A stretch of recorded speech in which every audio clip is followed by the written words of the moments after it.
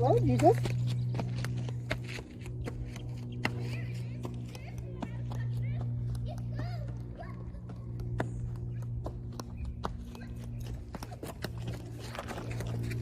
I've come for you.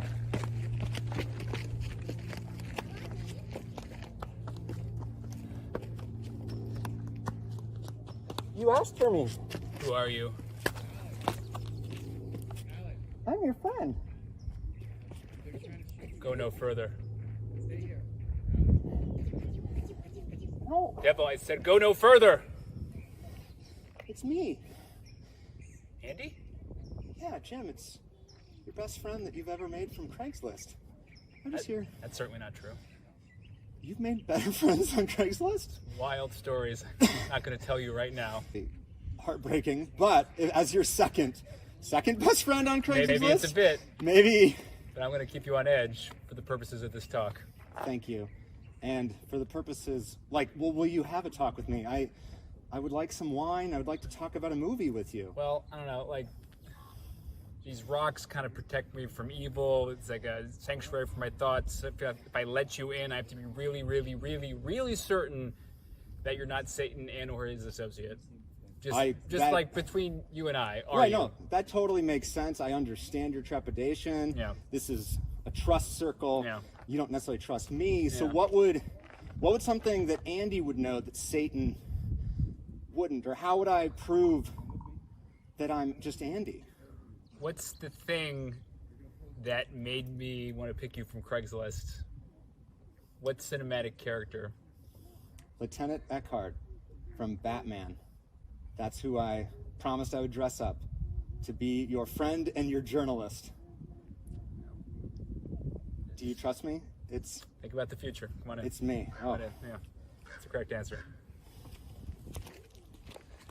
I think I can't break the rocks here, though. All right. A little scary for a second. I was scared. I thought I was your best friend from Craigslist. That was devastating. I lost a shoe. Hello, everyone. I'm here with Jesus. I am here with the Son of God. He's here. He's back in time for Easter. Thank you for joining me. I am your host, the Greenester Bunny, aka Andy Greene. And this is day 2 of 3 Easter movies with friends. And Jim, what movie did we watch? And Jesus, what movie did we watch? Jim or Jesus is fine from now on. We watched the 1989 great underrated movie, The Last Temptation of Christ. Directed by Martin Scorsese and adapted for the screen by Paul Schrader. Paul Schrader, our hero. And it's based on a book by, I want to say, Nikos Kazantzakis? For the purposes of this video, that's close enough. For the purpose. Yeah. Under there, I'll be skewered for that later. And I believe it's a 1988 film. It's an Andy Birth movie. Oh, you're right. I was thinking 89 because I had Lieutenant Eckhart on the mind. Ah, yes. You're true. 88, you're right. Yeah. Eckhart. Well, that was a big year. A couple of years there. Yeah. And so we are watching that because it is very important to you. I mean, you're a starring. Yeah. You're a big part of that role. Any movie that's about me, I'm interested in. It's like you can't tell me the Queen doesn't watch The Crown. She does. She definitely does. Well, yeah. Why wouldn't I'm she? the same way. So. What do you think she thinks about The Crown? I don't know. I think for the most part, she comes off pretty well. Yeah. So she doesn't have any problems. No, I wouldn't. But I think for the most part, it's probably good for the brand more than bad for the brand. Yeah. There's no such thing as bad publicity, right? When you're the Queen. I don't Unless know your grandkid wants to leave your family because they're racist. That probably didn't help the brand, but I don't know. You never know. The brand will withstand anything because they're white and powerful. Mm-hmm. Speaking of white and powerful, the Romans. Yeah. Now, we are here to talk about The Last Temptation of Christ because for the Easter movies, I kind of wanted to do sort of non-traditional things, and I wanted to talk about religion and Catholicism and who else? Who would know better? Yeah, exactly. I've been around it all my life, so. And when did you first start going to church. Well, I mean, I don't know if the bit works. That's fine. I suppose, I gym. I don't know, as long as I can remember, really. There's no before, there's only an after. Ah. I guess that's kind of biblical, but... Ooh, no, I like it. Yeah, so there was before church and after. Yeah. Do you have any memories earlier than, like, being a church-going person? So meaning, like, you were probably taken there as a baby, so I guess it just sort of has always been part of your... Yeah, I mean, I suppose, obviously, you're kind of baptized before you remember it. And you have been baptized? Yes. Yeah, like baptized, confirmed, your first communion, all that stuff. And, well, before we go any further on said communion, well... Oh, yeah, I got a magic trick for you. Yeah. Miracle, Jim! Yes. I demand a miracle! Ta-da! What? Is that water? Yeah, it's very dark water. But then, hold on a second. Where are my glasses? Jesus doesn't need glasses. Ooh, are we just drinking straight from the bottle? I'm okay with that if you want. Let's see. Definitely water. Hold on one second. Okay, yeah. Let me test it just because. All right. Oh yeah, it's absolutely water, right? Yeah. All right. Try again. It's wine. No, it's water. I put it there myself. It's wine. Oh my God. That's how we do that. It is a light, sweet grape wine. Approved for sacramental use. I'm not sure what makes it approved for sacramental use because in fact, I'm surprised at 12% alcohol by volume. I don't ever remember drinking communion wine that was that alcoholic. Like that's pretty, I don't know, you could sell real, store wine that had 12%. So that's pretty, all I'm saying, I'm very impressed by this. And this is the Mont Salle altar wine brand. They are, since 1882, ladies and gentlemen, pure California grapes. This is made in Sanger, California, which I looked up. That is in Fresno County. The epoch, the beginning of wine in this world is definitely Fresno County. Yeah. Just for some wine club synergy here. Oh yeah. First of all, what do you think this is? It's not wine. No, it is. Well, I mean, what grape? What grape? I need to take another. Here, would you like a? I don't know how these. Whoa! Wait, whoa! Whoa! Yeah, this is useful. That's a bunny trick. You can turn rocks into into glass. Into glasses. Here we go. Yeah. Get some of that in there. Ooh, that's a hefty pour. That's a strong pour. And then let's hand the wine off to God. Yeah. You got to pour out a sip. That's right. So. Whoa, the hand of God just from off screen. Hand of me, I suppose. I had faith that would happen. Well, first of all, cheers. Cheers. This wine is my blood. Cheers to being Andy and only Andy and being exactly who you say you are and for the purpose that you say you're here. Yeah, to have wine and talk about Jesus with my boy. Yeah, well, but I got to say, I'm in a much different headspace talking about this than I thought it would be, simply because of something that happened. Why we were shooting. Let's just say for a moment, that I'm not really truly Jesus Christ, and we were shooting some B-roll to set up this whole thing. Right. We did this one shot, and I'm kind of me as myself looking off into the distance, the beyond, whatever it is, and there's this. We didn't plan this. There's just this, lens flare, beacon ray of light that's just streaming into my face, and it's great. It's just so perfect, and it's so, I don't know, magical. I really truly don't know how to explain it. And I think it's interesting, as someone that can be sometimes myself, be cynical about, faith and religion and that sort of thing. Right. It really gives you pause when something like that happens. Did you feel touched? I did. I don't know by what though. See, I mean, we've been dancing around religion and all this stuff right now. Yeah. If I would just say what I am, yes. I really don't know. I don't know what the word for it is, because I don't believe in any specific belief system you would say. I believe there's probably something bigger than us. What that is, I have no idea. I'm willing to believe in almost anything. I think anyone that believes in something, whether it be Catholicism, Judaism, whatever it is, I think it's a worthwhile pursuit because everyone's head is a, maze full of razor sharp Rocks. things that are wanting to kill you. So anything that can, get you away from those thoughts is a good thing, and religion can certainly be that for a lot of people. And I don't know, but I was truly touched by something when we were shooting this movie. Yeah, was that a sign? I don't know. I don't know what signs are. I don't know if signs are true, real things, or things we just see for ourselves. Maybe it's what we needed to see. Exactly. So the God J.J. Abrams Yeah. provided us a lens flare at the exact right moment. Yeah. And yeah, I mean, I've never believed, so that's sort of the difference. And I wanted to actually sort of. Well, I don't think I. Well, see, I guess. That's, Oh yeah. Well, I'm not truly sure if I did either. To me, it was more of a reflex. Okay. Then I don't know if I ever truly thought about it. I think I was more younger. I don't know. Not like I don't know. I was probably much more self-centered as a younger person, just because I was very focused on I have to get good grades and do good at sports or whatnot. I don't think I really looked inward or outward, other than just like the 5 feet in front of me. Right. And so therefore, like, religion was just like a thing, or just going to church was a thing I had to do. And then it was just like a brief pause in between. I have to do homework or whatever. So I never really stopped and thought about it. So the funny part is I probably thought about God or the concept of God post-church than I ever did while I went to church. That actually makes a lot of sense. Yeah. So I'd probably give it a whole lot more thought, So it was almost more of like a habit. It was a day, Yeah.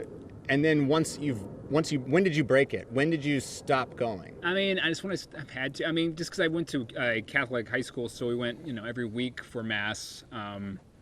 Kind of sort of in the middle of high school, I stopped having to go with my on the weekends with my family, just because I went, during high school. And so I don't know, I guess at the end of high school, I didn't go regularly anymore.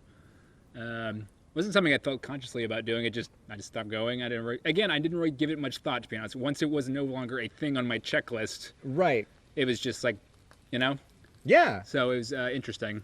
And do you and Marty feel like you have similar places, like where you're coming from? Yeah, I mean, well,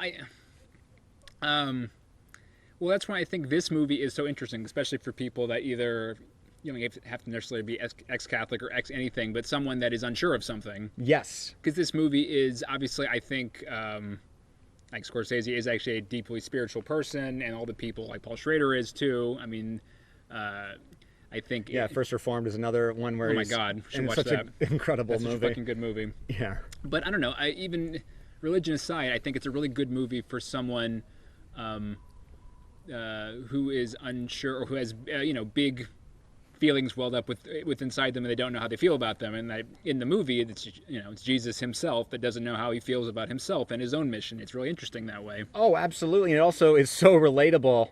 Jesus is this...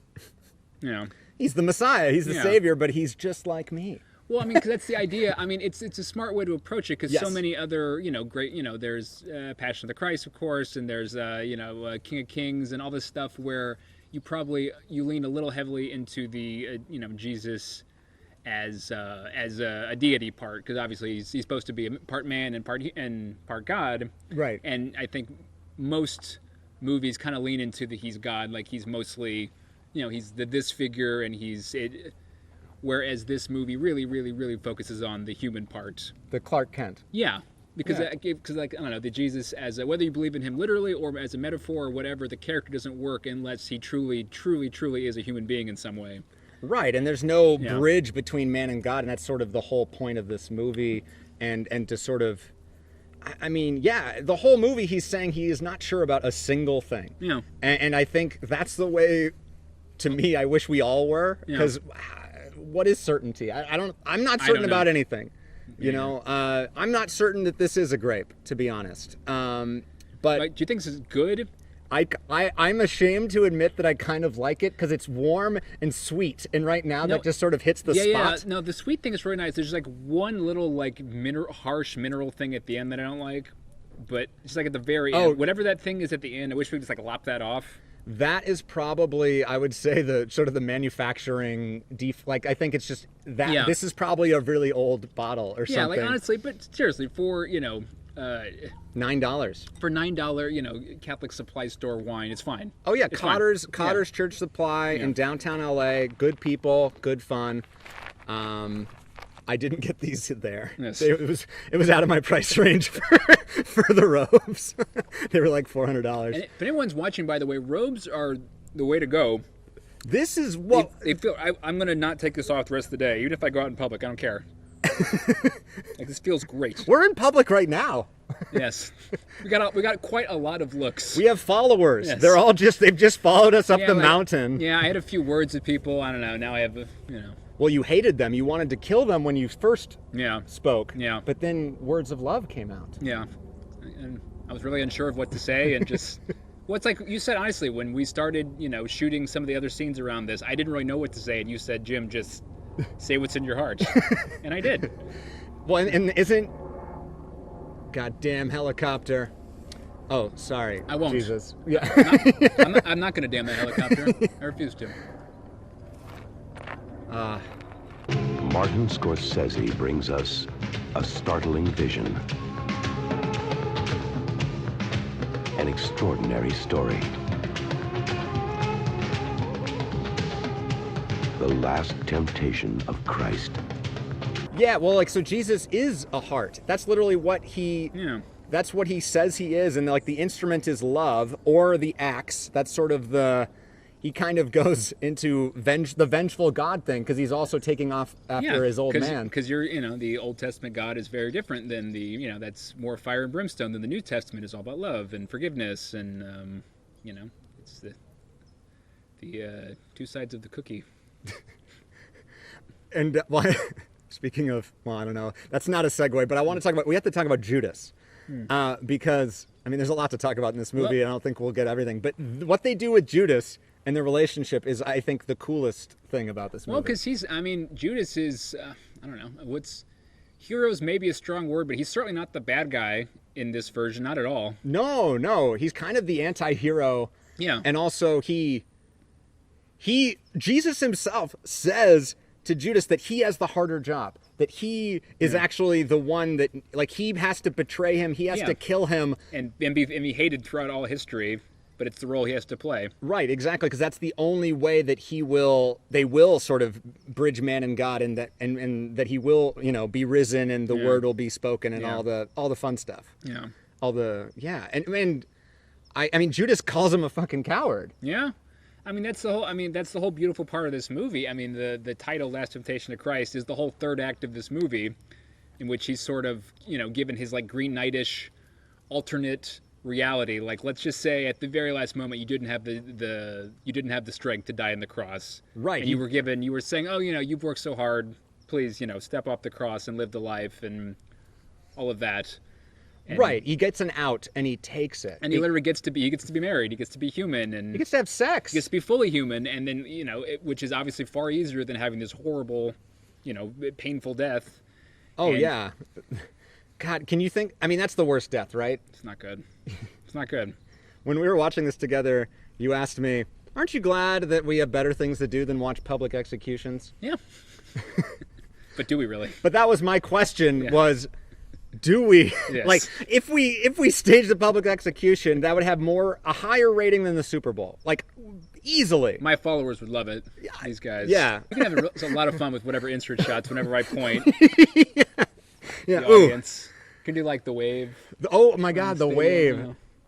I thought for the longest time I grew up thinking that the wave was invented in the Kingdom, and I would tell that to people with some pride, and then I looked it up and that was a lie. I feel like you've told me that once. That's not true? No, it's not true. No. So what else could not be true? No, I'm still... Well, see, now we're doubting. But that's what this movie is about. Yeah. That doubting is part of...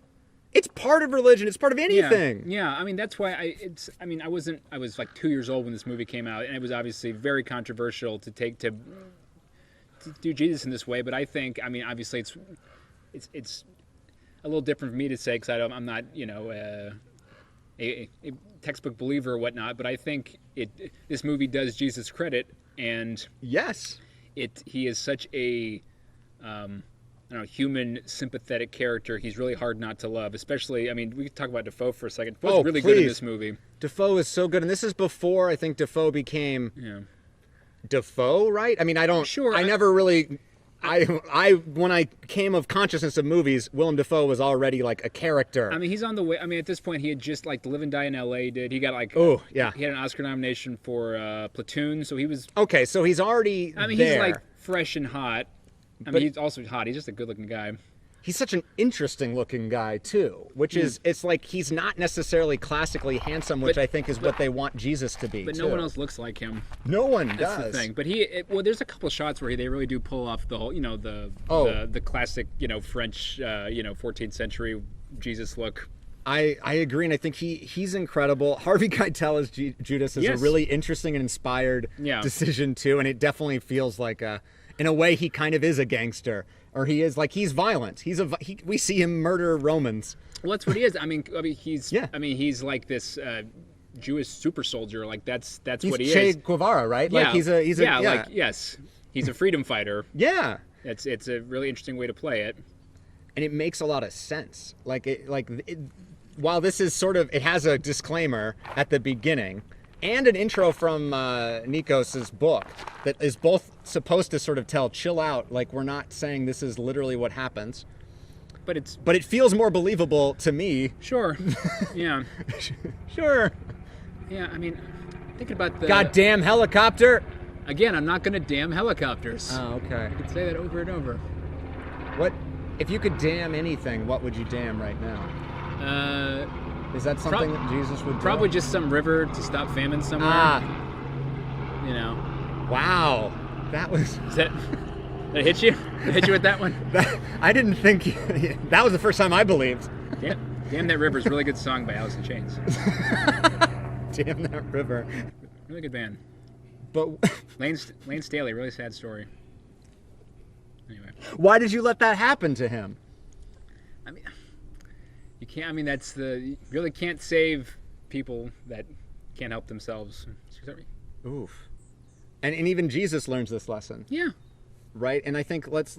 I mean, we're sort of circling around just like the circle that we're in. But that third act, I think, is what really makes this movie so good. Yeah. And then like a guardian angel comes, and we've just seen the fucking. At this point, probably the bloodiest crucifying in film history at that point. Yeah, we've seen a lot of we haven't seen gore and all, and then this beacon of light, this angelic little girl, she's like 10 years old. Yeah, blonde little girl offers him a hand and says, "Come off the cross. You've done enough. Live this life." And obviously, at first, it's great, and then slowly but surely, he kind of realizes this is not all it's cracked up to be, and you kind of realize that you're in the temptation. And you've been in it for some time, and it's kind of lured you, the audience, into a false sense of security. I'm sure the audience was saying, I don't want to see him crucified. I really don't. Yeah. Because at that point, obviously, you understand symbolically why he has to, but since you know Jesus, the flawed person who bleeds and hurts, you don't want him to die, because that's gruesome and terrible. And so you're saying, oh, God, take him off the cross. Thank you. Yeah. I didn't want to see that anyway. And so you, the audience, are brought in on this temptation. Exactly. We are Jesus. And then you realize at the end, when he's on his deathbed and Judas comes to him and says, I did my job, you didn't do yours. You realize, oh wait, I the audience, I didn't do my job. We took the ticket. We took the easy way out. We took the easy way out. Like the movie, we kind of want the movie to end here where he's happy, but we realize that's not where this movie is destined to be. The movie wouldn't work. If you just had that in the movie itself, would not work. No. It's the saving of the world would not work without the sacrifice. It just wouldn't. Right. Then it's not a sacrifice. Mm-hmm. What are you sacrificing if you get to do both? Yeah. You don't get to do both. Yeah. And it's so effective, and it's also in some way sort of. It gets to have both endings too, because you get to see Jesus have sex. Yeah. And you get to see Jesus have a kid and a family, and that's fucking weird. Yeah. In some way. Yeah. And I don't know. Are you a fan of endings like that? I mean, this one particularly, but I feel like I don't know. What specifically? Well, no. I think it's not necessarily a question as so much as I guess what I want to say is I really like endings like that because somehow he found a way to have both endings. Oh, sure. I know what you're saying. Yeah. But he still ends with the right one. We know what the the ending proper is, because Yes. we have the fucking Peter Gabriel's like, religious music going nuts while like the film, like it's a trippy ending with all the like colors, and like it almost looks like the film has gone bad.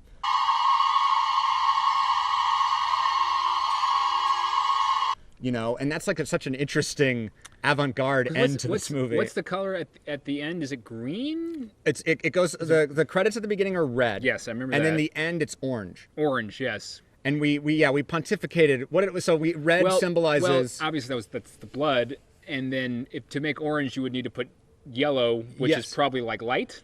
Ah. Right? Yes, Isn't the that sun. Like sunlight, like at the beginning of this video you're going to watch. I mean, the yellow streaking, heavenly thing. I think that was what was injected into, like, if the blood is the sacrifice and the hurt and the pain and the human part. Yes. Or excuse me, yellow represents the godly part. Yes. And then at the end, through this movie, those two parts of Jesus have been fused together into one.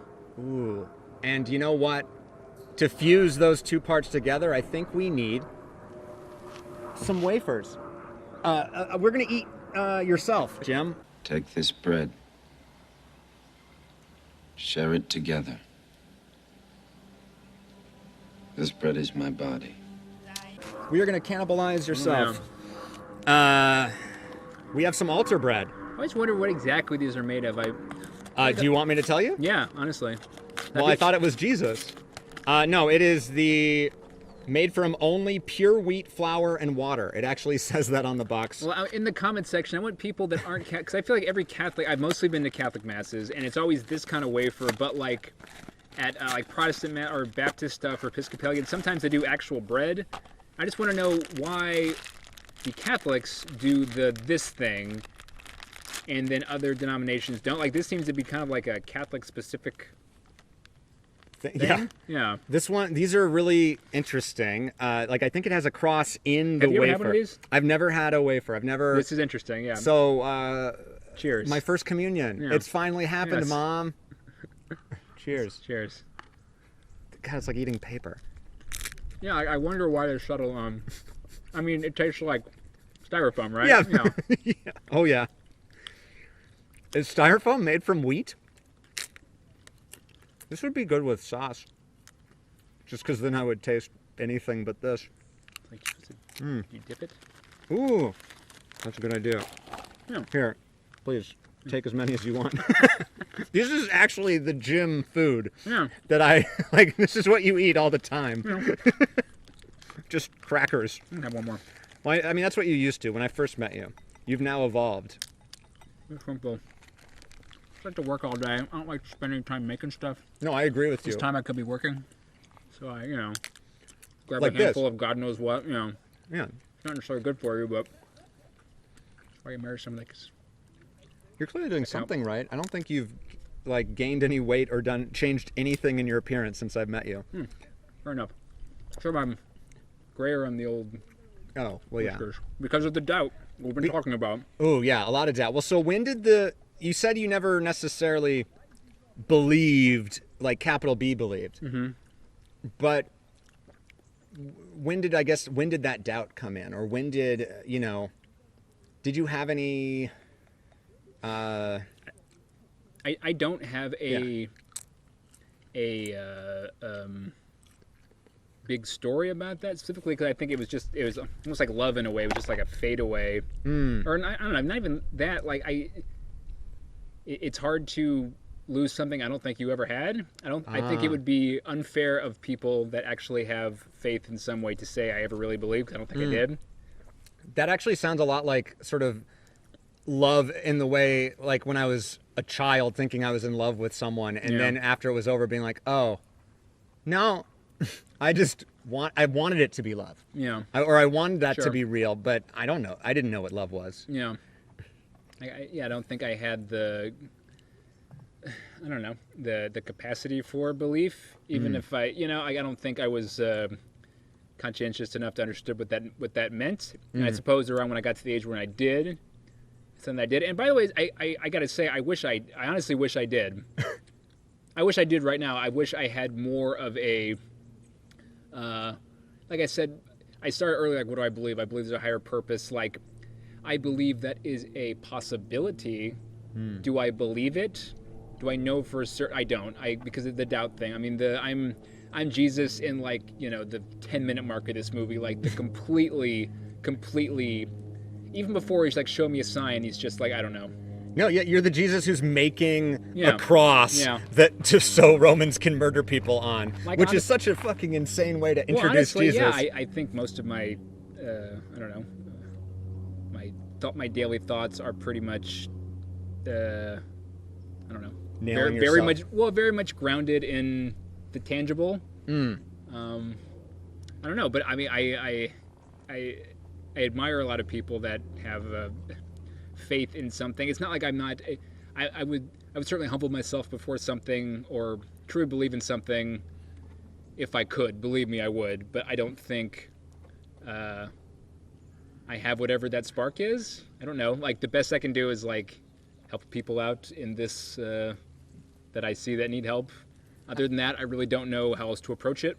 I mean, I agree with you, and I think I feel the same way. And in a way, the movie offers the blueprint of like, I mean, yeah, we're not all Jesus, but the movie is him realizing who he is and being who he is. Who has never sinned? Who?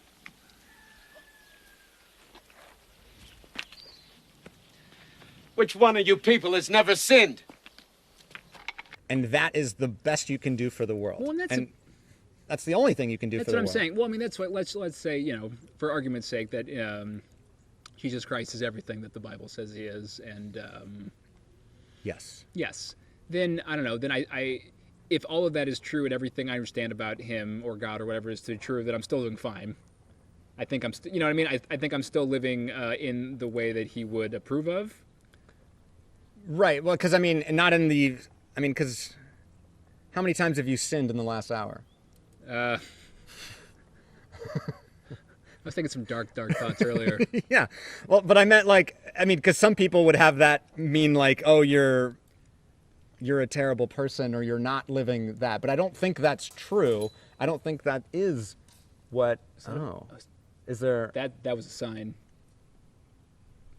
Yeah, it says no trespassing. I know what that was, but that was a sign. Well, I think what you were getting to is that like anytime, well, anything that is purporting answers or an all truth, an absolute answer, alarm bells come off. Well, yeah, then people that promise that are dressed like this in Griffith Park and, you know, getting random followers to follow. Exactly. But I was just saying mostly like, I feel like even if I don't necessarily quite wrap my head around Jesus as a, you know, as a man deity, I still think I'm living the life that he would probably approve of. That's my. I think so. That's my best guess. Yeah. Yeah. I don't know. You're a decent human, Jim. Well, yeah, thank you, but. That's not what you were going for? Well, yeah, I mean, I'm just saying in general, I think that's all any of us can do because no one, you know, no one has the answers no matter what we all may think. Rocks are falling down the mountain. Yeah, like, we're getting a not unsubstantial amount of real signs here, so... Real... I can't tell if what I'm saying is blasphemous or if I'm being, like, kissed by the wind. I don't know. Or you could be kissed by the guardian angel. If you see, like, I don't know, like a plane engine just, like, follow me in this video, then obviously I'm really fucking... I'm way off. Don't listen to anything I said. But if that doesn't happen, then maybe there's something in here. Follow my new belief system. Every Tuesday at the park, I'll dress like this. We'll have some 12% wine. Ooh. We'll talk shit out. Approved for sacramental use. Maybe a few orgies, maybe not. We'll see how it goes. We'll see. Yeah, that's TBD because we don't know. But you know what? I have one more offering for you, Jim. Sure. Well, I need something for you to chew into that's a little bit better than a wafer. I need that apple. Whoa. An apple? It's a regular apple, right? I mean, like, this is not the type of apple that, should I eat it, I'm going to open some kind of gate of sin that lasts for, like, eons of humanity. I don't know. I mean, are you hungry? You're right. That is all that matters. Yeah. What I need it now. Yeah. That's an envy apple from Washington State. How does it taste? Delicious. How does it taste knowing that you've doomed humanity forever? I'm Satan.